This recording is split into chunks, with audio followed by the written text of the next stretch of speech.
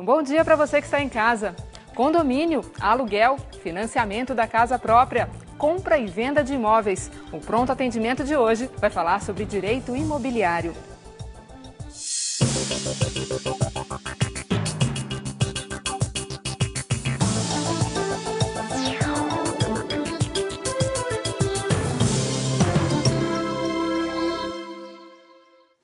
Participe pelo twitter.com/patendimento, tudo junto, e prontoatendimento@tvcultura.com.br. Para conversar com a gente sobre o tema, está aqui o advogado Marcelo Manhães.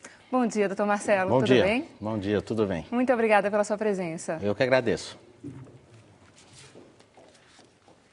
Para quem está planejando ter a casa própria, comprar um imóvel na planta pode ser uma boa opção por ser mais econômica para o consumidor. Só que é preciso tomar alguns cuidados antes de assinar o contrato para evitar problemas, como mostra a reportagem da Rede Minas.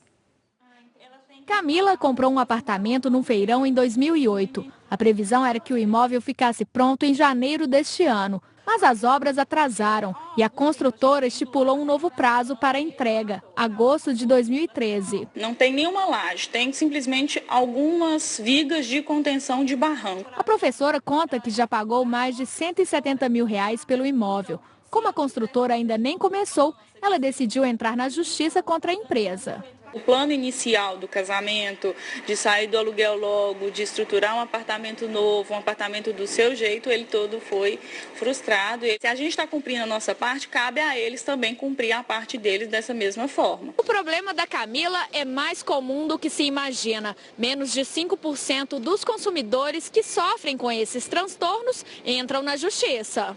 De acordo com este especialista, essas pessoas não recorrem à justiça por medo de ter mais problemas com a construtora ou por considerar o processo judicial muito burocrático. O consumidor tem direito, se ele fez o contrato, cumpriu e a construtora não está cumprindo, ele deve recorrer porque é a única maneira legal de buscar, inclusive, uma indenização decorrente de alguns prejuízos que ocorrem quando a pessoa não recebe o imóvel na data. Doutor Marcelo, situações como essa que a gente viu da personagem, né, de atraso na entrega do imóvel, que tipo de indenização que cabe? Quando a pessoa entra na justiça, que tipo de indenização que ela pode receber? Quais são os direitos do consumidor? Bom, antes de mais nada, ela tem que analisar se o novo prazo estabelecido ou sugerido pela construtora atende ou não às suas necessidades. No caso concreto, falou de agosto de 2013. Se para isso já não for mais interessante para ela, ela pode desde logo, indo na linha da ação judicial, pleitear a rescisão desse contrato, exigir a devolução dos recursos pagos até então, com correção monetária e até os juros de 1% ao mês, restituído desse valor para ela poder pegar esse valor e entrar numa nova aquisição, numa nova compra. Então, uma linha é seguir a linha da rescisão do contrato. A outra é a de negociar com a própria construtora, ou através de uma ação judicial, e buscar uma indenização por cada mês de atraso. Seria, no mínimo, que a gente chama de dano material, o equivalente ao aluguel dessa unidade. Então, esse já seria lançado a um crédito dela. Como provavelmente ela vai ter um saldo para pagar mais lá na frente, então essa vantagem, essa indenização, melhor dizendo, seria abatido do seu saldo devedor. Se ela tiver algum outro dano material, como por exemplo, no caso ela ia casar, pode ter comprado já móveis, cozinha, onde é que vai colocar esse mobiliário todo, né? Então ela pode ter que alugar um imóvel, um espaço para fazer de depósito. Então, isso também é um dano material que ela pode buscar essa indenização. Alguns falam de dano moral. No Brasil, o judiciário não acolheu a tese do dano moral como sendo de alta repercussão, quer dizer, os valores são relativamente baixos, mas também é possível buscar alguma reparação sob o ponto de vista de dano moral. Por conta dos planos que ela tinha, que ela teve que refazer, porque toda a frustração de você não ter o seu planejamento satisfeito, né, ter que remanejar tudo isso, o casamento, salvo se não teve nenhuma conspiração por parte do noivo, a questão do atraso do casamento, isso vai ser, sem dúvida alguma, ser objeto de uma indenização também. Certo. E no caso das pessoas que estão... que querem comprar um imóvel na planta, né? Como no caso da personagem. Quais são as dicas, assim, quais são as orientações antes de comprar o imóvel? O que elas devem observar? Que cuidado que elas devem ter? Patrícia, assim, a primeira recomendação e não vai nenhum corporativismo, mas é você estar assistido de um profissional que atua efetivamente no ramo. Quer dizer, quantas vezes na sua vida você vai comprar um imóvel? É sempre um momento muito único, né? Via de regra, um momento único. Então tem que estar assistido de um profissional para dar toda a assistência, o cuidado, leitura do contrato. Para isso, o que precisa ser analisado? Antes de mais nada, se é um imóvel na planta, se essa incorporação imobiliária, quer dizer, esse empreendimento está devidamente registrado no cartório de registro de imóveis, todo o projeto aprovado, quadro de áreas, convenção de condomínio, tudo já está registrado. Aí você já vê a legalidade do empreendimento. Depois, entender o contrato. O que significa entender o contrato? O prazo de entrega, as penalidades pela não entrega do imóvel, os juros que são cobrados, a taxa de juros, o sistema de amortização, se houver atraso, quais são as penalidades que o adquirente vai ter que pagar. Quer dizer, esse entendimento do contrato é fundamental e às vezes a pessoa leiga não consegue entender isso, né? Um problema muito recorrente também é a análise do próprio imóvel. Como está na planta, o que você tem na sua frente, na verdade, é um grande sonho. São desenhos, são plantas, são fotografias montadas no computador, que não é a realidade. Então, às vezes a pessoa não tem consciência do espaço físico e é bom as pessoas alertarem. Olha, às vezes um apartamento de 60 metros quadrados, você está achando que vai caber ali os 3 dormitórios que são anunciados. Veja bem, o tamanho do dormitório é esse, é aquele. Então, alguns alertas, porque quando você entra no stand de venda, realmente você se encanta e às vezes não perde um pouco esse sentido da realidade. Então, é essa atenção também que tem que se ter na hora de comprar um imóvel. E é importante também visitar outros empreendimentos dessa construtora? O histórico é fundamental. E hoje em dia, com tantas informações disponibilizadas na internet, isso é muito fácil de você ter essa segurança, saber exatamente qual é a vida dessa incorporadora, da construtora, a qualidade de entrega do produto, quer dizer, você consegue ter acesso pela internet se tem processos judiciais questionando exatamente a qualidade do produto. Então, se tem condomínios acionando a construtora por defeitos de construção. Não tem? Um ou outro pode ter, porque realmente as coisas, né, podem acontecer, mas são vários processos questionando a mesma coisa, aí você já fica ressabiado, lógico. Você tem tantas opções, né, vai buscar aqueles que não têm esse tipo de problema, né? E ir até o local, ir até outros prédios construídos pela construtora, conversar com moradores? Se tiver essa condição de você ter o contato, principalmente com os síndicos, né? Os síndicos sempre acabam catalisando todas essas informações, quem movimenta eventual demanda ou reclamação. Então, é muito bom esse contato com os síndicos dos outros empreendimentos e você ter a noção exata do que aconteceu de qualidade com relação a essa construtora. Vamos para uma pergunta aqui do telespectador Paulo César, de Guarulhos. Ele está falando sobre imóvel na planta, ele quer comprar um imóvel na planta com financiamento. Ele gostaria de saber se poderá haver correção das parcelas e cobrança de juros ainda na fase de construção. Paulo, é assim, a correção monetária, sem dúvida alguma, existirá. E a regra é de que a correção monetária no período compreendido entre a data da tua assinatura até a entrega do imóvel seja feito pelo INCC, Índice Nacional da Construção Civil, calculado pela Fundação Getúlio Vargas. E se houver financiamento pós-chaves, os contratos normalmente prevêem que esse índice passa a ser o IGPM, Índice Geral de Preços do Mercado, também calculado pela GV. São os índices que normalmente estão previstos no contrato de venda e compra. Na questão de juros, até há pouco tempo atrás, tinha um entendimento da jurisprudência, né, das decisões dos tribunais, dizendo que não podiam ser cobrados juros nesse período de construção. E por que não poderia ser cobrado juros? Porque o bem não está pronto, então, na verdade, você não está financiando o valor do bem. Então, o bem não está entregue, então não caberia a juros.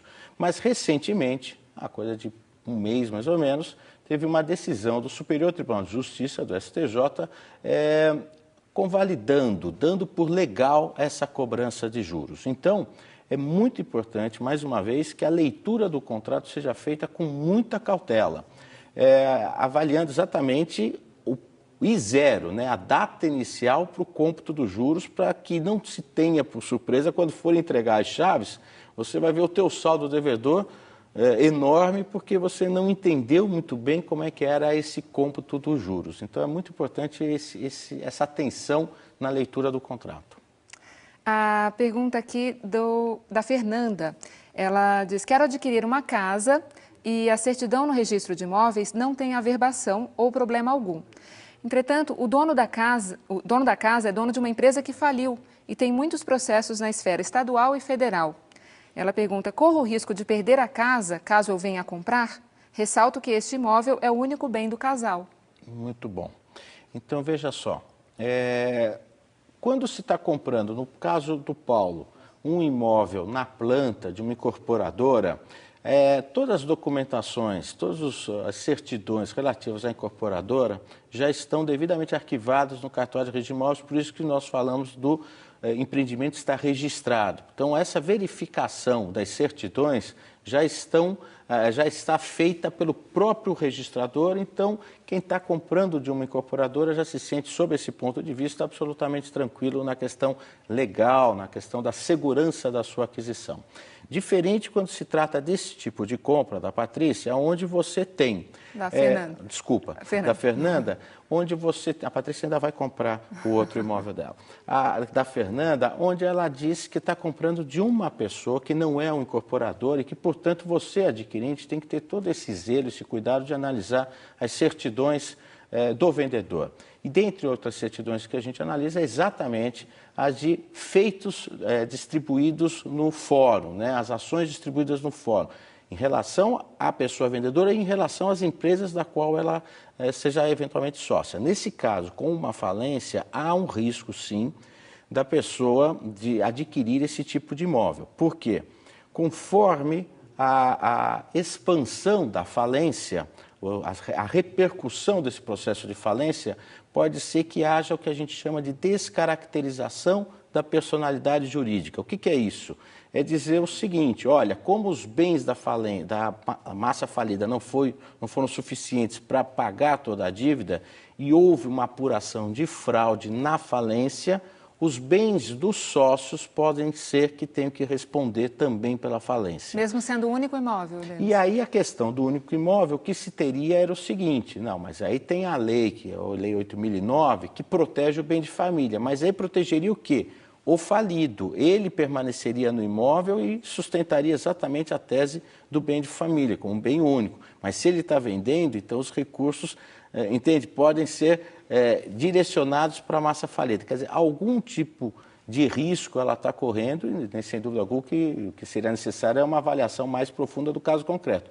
Mas, em geral, sem dúvida alguma, você precisa ter um pouco mais de cuidado nesse tipo de aquisição e fazer essa verificação das empresas dos vendedores. Quer dizer, talvez seja melhor partir para um outro negócio, esse é de muito risco. A princípio, é de risco. Tá. E, mais uma vez, aquela premissa: quantas vezes nós podemos comprar na nossa vida um imóvel? Então, que faça de uma forma muito segura, dentro do que for possível ser seguro. Com né? cautela. Com muita cautela. Pergunta do Júlio César. Ele gostaria de saber se é possível alterar na escritura do imóvel o valor de venda registrado. Aí ele diz que existiu um equívoco entre o comprador e o vendedor quanto ao real valor ao ser declarado no ato da negociação frente ao escrevente do cartório. A princípio, você sempre pode fazer, também por escritura pública, uma retificação dos dados constantes da escritura original. Quer dizer, se houve equívoco, por meio de uma nova escritura, retificando, quer dizer, consertando os dados, as informações da outra escritura, pode ser feito esses reparos. Mas, considerando o valor, tem vou chamar assim, um certo risco. Por quê? Porque não é muito usual você se equivocar no valor da venda e compra. Por que eu estou dizendo isso? Porque pode ser isso mal interpretado, por exemplo, por uma Receita Federal. Digamos que esse imóvel tenha sido vendido por R$200 mil na escritura original. E agora apareça, não são mais 200 mil, são R$150 mil, reduzindo o valor. Se reduz, pode levar a entender que o que está se buscando é reduzir a base de cálculo de tributação para o imposto de renda. Como todas as informações imobiliárias, todas as negociações imobiliárias são encaminhadas para a Receita Federal, são informadas para a Receita, ela pode querer fazer, e hoje os computadores fazem isso com muita facilidade, bater se houve uma apuração do lucro na primeira venda e agora está havendo uma redução do imposto. Quer dizer, sob o ponto de vista fiscal, você pode ter algum tipo de problema de ter que explicar que realmente era apenas um equívoco. Mas, juridicamente, é possível fazer essa retificação. Vamos ver agora uma dúvida comum. Entre as modalidades de garantia na assinatura de um contrato de locação de imóvel estão o fiador, o cheque calção e o seguro fiança. Mas será que o fiador pode perder seu próprio imóvel se o inquilino não pagar o aluguel?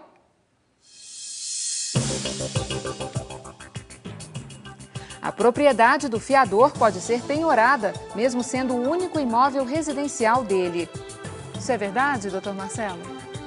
Bom, na linha do mito, verdade ou não, essa é verdade. Essa é verdade. Existe a Lei 8.009, que trata do bem de família, que é uma proteção exatamente para o imóvel que é o único daquela família, não responder por dívidas contraídas e muito bem preserva esse imóvel. Mas, na Lei 8.009 há as exceções.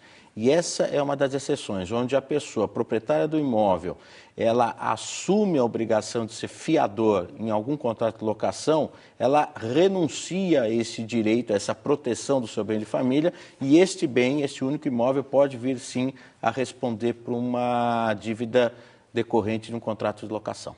Existe o risco, então? Existe o risco. E por isso que usualmente não se recomenda assumir esse papel de fiador, não ser fiador, exatamente porque você coloca em risco o patrimônio pessoal seu, mesmo que seja um único apartamento de moradia. Existem, como anunciado, outras formas de garantia, o seguro-fiança, a calção, e também existe uma outra forma bastante interessante que foi alterado recentemente, que prevê o seguinte: naquela locação que não tem nenhum tipo de garantia, o contrato de locação, portanto, não prevê nenhuma garantia, pode o locador receber antecipadamente o valor do aluguel. Ou seja, o que normalmente acontece é que você entra no imóvel, você é inquilino, fica do dia 1º ao dia 30 e vai pagar o aluguel no dia 5, no dia 10 do mês vencido. Então, passou o período, você paga o aluguel. Nessa situação, você paga antecipadamente, quer dizer, no dia 1º do mês vencendo. E aí o que acontece? Para o locador é bom porque financeiramente ele recebe antes, 30 dias, 40 dias antes o valor.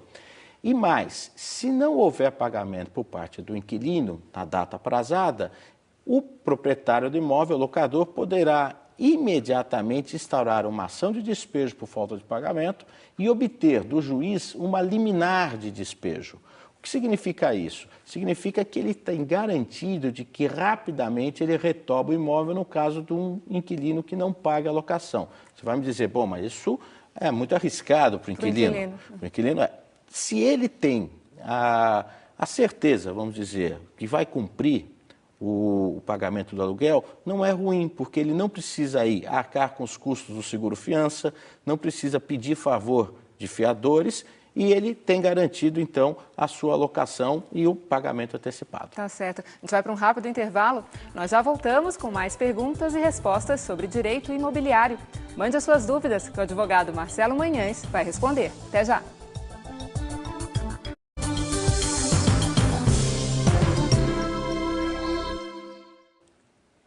Estamos de volta com o Pronto Atendimento. O tema de hoje é direito imobiliário e quem está tirando as dúvidas do telespectador é o advogado Marcelo Manhães. Doutor Marcelo, pergunta agora da Marta, aqui de São Paulo. Ela diz que ela mora num imóvel alugado e fez uma série de obras e reformas para deixá-lo mais agradável. Agora estou para devolver ao proprietário. Queria saber se tenho direito ao ressarcimento do valor que investi nas obras. A lei estabelece que as obras necessárias, aquelas de reparação do bem, podem sim ser indenizadas, quer dizer, o proprietário tem que pagar por este valor. As benfeitorias úteis ou voluptuárias, quer dizer, embelezamento apenas, não são obrigatórias de serem indenizadas. Quer dizer, O proprietário não precisa pagar por isso. E, via de regra, o próprio contrato também estabelece isso, que as benfeitorias realizadas não serão indenizadas. Portanto, ela vai devolver o imóvel e provavelmente não vai receber nenhum valor por conta dessas benfeitorias que ela fez. Quer dizer, antes de fazer isso, é legal conversar com o proprietário, né? Isso. Aliás, os contratos também prevêem que qualquer alteração no contrato, ou melhor, no imóvel, deve ser previamente autorizadas pelo proprietário. E nessa autorização, sim, já pode prever se haverá ou não uma indenização, por conta, quando do momento da devolução do imóvel.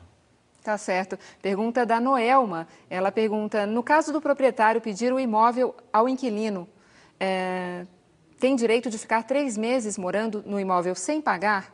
Mesmo que o imóvel seja para venda ou moradia do próprio? Não existe esse direito previsto. O que deve acontecer é o seguinte, ao entrar com uma ação, ao notificar, melhor dizendo, o proprietário notifica o inquilino que quer o imóvel de volta, ele tem que fazer com 30 dias de antecedência. Ele notifica para, daqui 30 dias você desocupa. Se não houver a desocupação, o que cabe ao proprietário fazer? Instaurar uma ação de despejo. E aí o que acontece é que se o inquilino concordar com o despejo, falar, ok, eu vou sair, o juiz vai determinar um prazo de até 6 meses para ele desocupar. Mas não é ficar no imóvel sem pagar. Ele pode ficar por 6 meses, mas pagando o aluguel e pagando todos os encargos. Se não desocupar nesse prazo fixado pelo juiz, aí então haverá o despejo compulsório. Aí é retirada da pessoa do imóvel. Pergunta agora do Dorival. Ele diz que ele comprou um imóvel na planta, porém a construtora cobrou todas as taxas e correções de manutenção do imóvel antes da entrega das chaves. Ele pergunta, está certa essa cobrança? Ele acrescenta que ele acabou desistindo da compra do imóvel e no valor pago de 12 mil, eles vão devolver apenas 5 mil.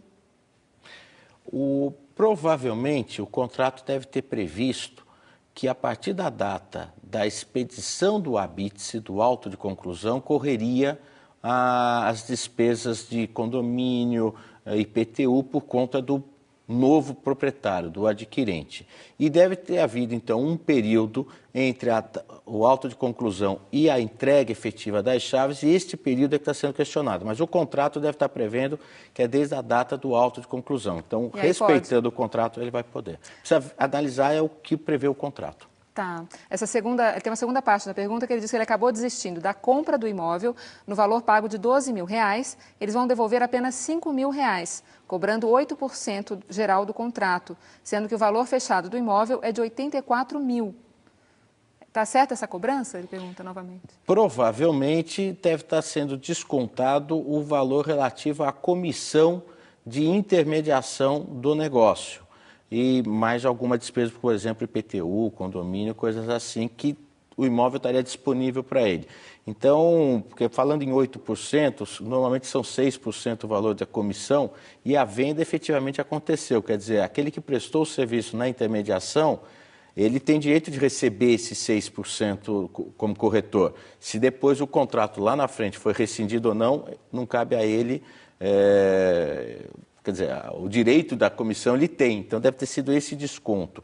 Então pode ser que esteja correta, mas aí descontar por descontar não, tem que discriminar cada um dos valores que estão sendo descontados desses 12 mil que ele pagou. Ele tem direito a essa informação, saber o que ele está pagando. Sem dúvida alguma, até porque tem recibos emitidos pelos corretores, tudo, então isso tem que estar discriminado.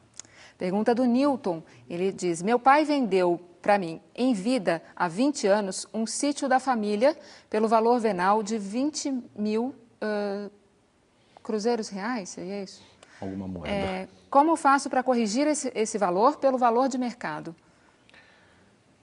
Bom, hoje ainda bem que os computadores ajudam bastante a gente. Tem vários sites que fazem esse tipo de cálculo, trazer as moedas anteriores, cruzados novos, cruzeiros, eles trazem para hoje. É só procurar nos sites de busca esses cálculos, esses sites que eles fornecem, você fornecendo o valor com o numeral da antiga moeda, quer dizer, sem tirar zero, sem nada. Escreve os mesmos numerais, eles vão trazer o valor presente. E aí você vai indicar o índice de atualização que te interessa. Nesses sites você tem vários índices, o INCC, INPC, IGPM, tem todos os índices lá e você indica.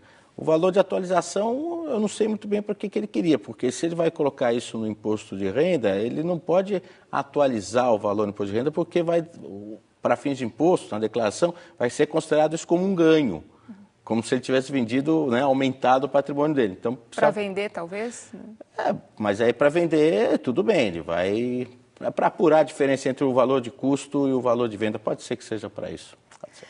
A pergunta da Jussara, de Brasília. Ela diz que ela mora de aluguel há 15 anos no mesmo imóvel e vai sair daqui a 6 meses. Ela gostaria de saber se, ao entregar o apartamento, deve pedir algum comprovante de entrega das chaves. Ah, sim.